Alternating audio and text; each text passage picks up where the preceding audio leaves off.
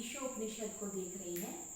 पिछली कक्षा में हमने दूसरे मंत्र को देखा था, जिसमें महर्षि ने हमें कर्म करते हुए 100 वर्षों तक जीने की इच्छा रखने की आज्ञा दी थी कि तुम्हें, जब तुम निष्काम भाव से कर्म करोगे तो तुम्हें कर्म लिप्त नहीं होते। तो निष्काम भाव से कर्म करने की जो आदेश है वो महर्षि ने ईशोपनिषद के दूसरे मंत्र में दिया था। अब तीसरे मंत्र में महर्षि क्या कह रहे हैं कि पहले मंत्र में ये कहा कि ईश्वर सब जगह उपस्थित है, ये उसने जगत बना के तुम्हारे लिए छोड़ दिया है और इसका तुम त्याग पूर्वक भोग करो और लालच नहीं करो, ये 4 बातें बता दी। फिर आगे कहा कि तुम कर्म करते हुए ही जीने की इच्छा करो। कितना जीने की इच्छा करो? 100 वर्षों तक जीने की इच्छा करो। ऐसा करते हो इसके सिवा तुम्हारे पास कोई रास्ता नहीं है। और कैसे कर्म करना है? जब तुम नरत्व को अपने अंदर जागृत कर लेते हो, जब तुम नारायण हो जाते हो, निष्काम भाव से सेवा करते हो, तब तुम्हें कर्म अपने बंधन में नहीं बांधता है।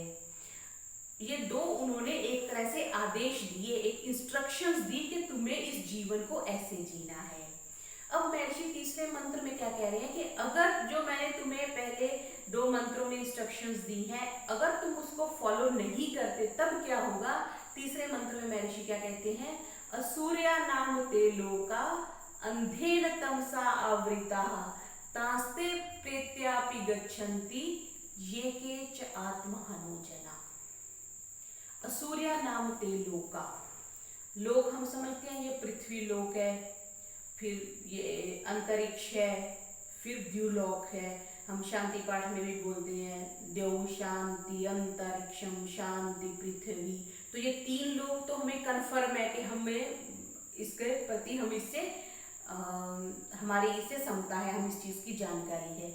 लेकिन असंख्य कोटि ब्रह्मांड है इस दुनिया में और सब जो है उसका नियंता एक ही ईश्वर है। और उसमें कुछ लोग ऐसे हैं जिसमें असूर्य है।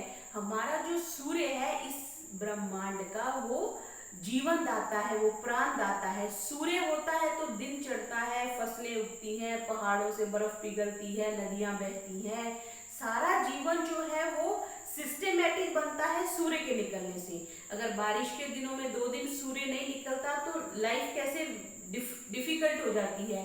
हम ये जो ऊपर वाले देश देखें जहाँ पर सूर्य नहीं निकलता या कम समय के लिए निकलता है, तो उनकी लाइफस्टाइल, उनका जीवन बड़ा व्यथित सा हो जाता है। हम भारतीय, एक बहुत बड़ी बात ये आती है कि हमारा बड़ा सौभाग्य है कि मैं भारतवर्ष में पैदा हुआ हूँ, जहाँ पर 6 ऋतुएं होती हैं, जहाँ पर समय पर वर्षा होती है, जहाँ पर समय पर सूर्य उदित होता है, चंद्र उदित होता है और जो प्रकृति है वो नियंत्रित रहती है।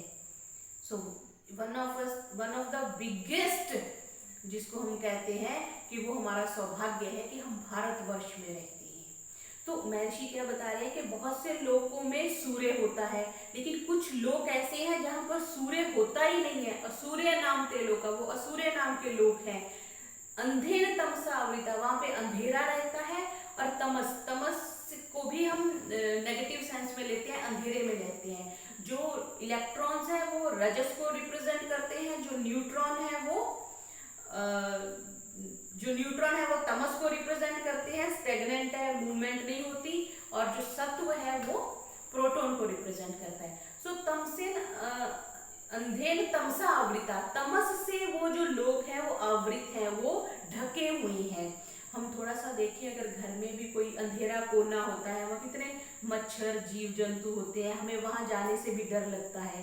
तो ऐसा लोग कोई जिसमें सूर्य उदय ही नहीं होता, वहां पे सूर्य होता ही नहीं है और तम से भरे हुए हैं, अंधकार से भरे हुए हैं, ऐसे स्थानों पर क्या होता है?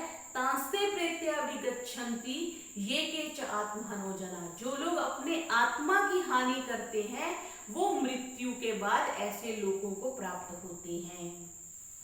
अब आत्मा की हानि कैसे होती है?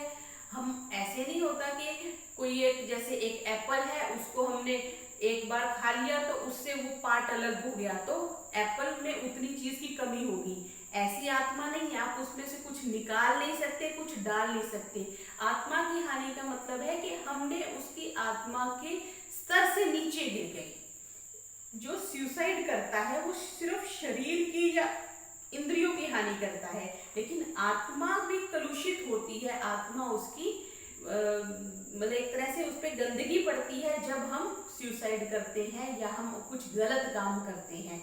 जो हमारे एक विदित धर्म बताए गए हैं, मनु महाराज ने धर्म के 10 लक्षण बताए हैं, वेद विहित कार्य है, यज्ञ है, सेवा है, दान है, धर्म है, अगर हम वो नहीं करते तो हमारी आत्मा की हानि होती है।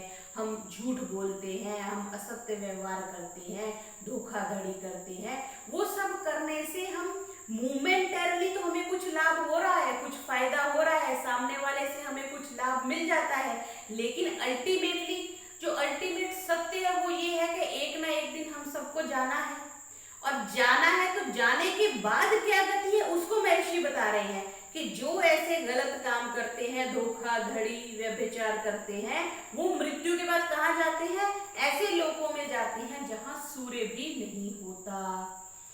हमें किस चीज पे अपना ध्यान देना चाहिए, प्रयत्न करना चाहिए कि हमारी आत्मा की हानि नहीं हो, शरीर की हानि, फिजिकली हानि, पैसे की हानि, धन दौलत की हानि, प्रतिष्ठा की हानि इस छोटी चीज है, वो इस शरीर से संबंधित है, इस जीवन काल से संबंधित है, कुछ दिन रहेगी, कुछ दिन बाद हम उसको भूल जाएंगे या हम उसको बैलेंस कर लेंगे। लेकिन अगर मेरी आत्मा, पुराने लोग होते थे आत्मा की हानि नहीं होने देते थे, जो कोई व्यक्ति होता था उसको कोई कहता था ना कि तुम झूठ बोल रहे हो, तो कहता हम ऐसा क्यों करेंगे, हम बाल बच्चे वाले हैं, मतलब उसको लगता था कि मैं बाल बच्चे वाले हूँ। पुराने लोगों में ये एक मान्यता रहती थी कि अगर माँ बाप कुछ बुरा करेंगे तो उसका फल उसकी संतान को भोगना पड़ेगा, तो वो कुछ बुरा नहीं करते थे, ये कह के वो अपना एविडेंस देते थे, अपना बात रखते थे कि मैं बाल बच्चे वाला हूँ, मैं गलत काम नहीं करूंगा। आजकल लोग ये कह के गलत काम करते हैं कि मैं बाल बच्चे वाला हूँ इसलिए मुझे गलत काम करना है, बिकॉज हमने ये कंसेप्ट छोड़ दिया कि ये लाइफ तो 40 साल, 50, 60, 70, 80 तक की है, उसके बाद क्या होगा। आज जो जीवन में हमें प्राप्त हो रहा है वो किसी प्रीवियस की रिफ्लेक्शन है। हम अच्छे होते हुए भी हमारे साथ अगर बुरा हो रहा है तो हमने कुछ बुरा किया हुआ है, उसकी रिफ्लेक्शन इस जीवन पे है। अब अगर हम अच्छा करेंगे तो उसकी रिफ्लेक्शन नेक्स्ट बर्थ पे जाएगी। ये हमें मान के चलना चाहिए। पुनर्जन्म को हम वेद सिद्धांत तो ये मानता है कि पुनर्जन्म होता है, तभी तो जीवन में इतनी भिन्नताएं हैं, नहीं तो हम सभी एक से दिखते, एक से नाक होते, एक से कान होते, एक सा मुख होता, एक सा जीवन होता, एक सा धन दौलत होता, एक से माँ बाप होते, लेकिन इतनी भिन्नता क्यों है? कर्म वैचित्र्यात् सृष्टि वैचित्र्यम्, कर्मों की भिन्नता होने से सृष्टि में विचित्रता है। सांख्य दर्शनकार कहते हैं, कपिल मुनि कहते हैं कि क्योंकि व्यक्ति भिन्न भिन्न प्रकार के कर्म करता है उसके कॉरस्पॉन्डिंग उसका जीवन बनता है। अच्छे कर्म तो अच्छा जीवन, बुरा कर्म तो बुरा जीवन। और जिनका अगर इस बार अच्छा जीवन नहीं है तो उनको ये एहसास होता है कि अब क्योंकि मैं अच्छी जीवन शैली कर रहा हूँ, धर्म के मार्ग पे चल रहा हूँ, अच्छा कर रहा हूँ, लेकिन फिर भी कुछ बुरा हो रहा है तो कुछ प्रीवियस फ्लैशबैक हो रहा है, और अगर मैं अच्छा कर रहा हूँ तो इसका आगे अच्छा होगा। तो महर्षि यहाँ पे क्या कह रहे हैं कि अपनी आत्मा की हानि नहीं होने देनी, कुछ भी ऐसा असत्य व्यवहार ना करें, झूठ, धोखाधड़ी, लालच, कुछ भी ऐसा नहीं करें जिससे हमारी आत्मा की हानि हो। क्योंकि महर्षि यह चेतावनी दे रहे हैं, यहाँ एक वार्निंग दे रहे हैं। पहले कह दिया कि ये ईश्वर की बनाई हुई दुनिया है, इसको त्याग पूर्वक भोग करो, लालच मत करो, कर्म करते हुए जियो। और कैसे कर्म करो? निष्काम कर्म करो, अपने अंदर नरत्व को जागृत करो। अगर तुम ऐसा नहीं करोगे, अपने आत्मा की हानि करोगे, तो तुम मृत्यु के बाद ऐसे लोगों को जाओगे जहां पर अंधेरा रहता है, जहां पर तमस रहती है। और मतलब वो जीवन ही क्या होगा जहाँ पे सूर्य नहीं है, जहाँ पे प्रकाश नहीं है, जहाँ पे सत्व नहीं है, और वो कब तक वहां पे रहेंगे, यू नेवर नो। इसलिए हम कई बार परेशान हो जाते हैं कि सामने वाला व्यक्ति इतने बुरे कर्म कर रहा है लेकिन उसका जीवन तो अच्छा चल रहा है। कुछ ऐसे कर्म होते हैं जो प्रारब्ध कर्म को लेकर के उसका जीवन चल रहा है, तो सभी कर्मों का जो फल है वो सद्य नहीं मिल जाता। आज आपने चोरी करी तो कल आपको उसका दंड नहीं मिलेगा। एग्जाम्पल के तौर पे बता रही हूँ, अगर आप पकड़े नहीं गए तो आप आज चोरी करी तो कल उसका दंड नहीं मिलेगा, या आज ही आपने कुछ दान किया, पुण्य किया तो कल उसका फल नहीं आपको मिलेगा। वो ईश्वरीय व्यवस्था से है कि उस दान का फल आपको कब मिलेगा, उस चोरी का दंड कब आपको मिलेगा, वो ईश्वरीय व्यवस्था से मिलेगा। कौन से प्रारब्ध कर्म लेकर के वो व्यक्ति जी रहा है। अब वो क्योंकि इस जन्म में बुरा कर रहा है, हमें दिख रहा है, लेकिन वो भोग कौन सा रहा है, पिछले वाले कर्म भोग रहा है। अब के जो कर्म जब भोगने की स्थिति आएगी तब हम उसको देखेंगे। हम हो सकता है उसको देखें या ना देखें, पर क्योंकि हमें ईश्वर की न्याय व्यवस्था पे विश्वास है, ईश्वर न्यायकारी है, कुछ भी हम अच्छा करेंगे तो उसका फल हमें मिलेगा ही मिलेगा, कुछ बुरा करेंगे तो उसका फल भी हमें अवश्य में मिलेगा।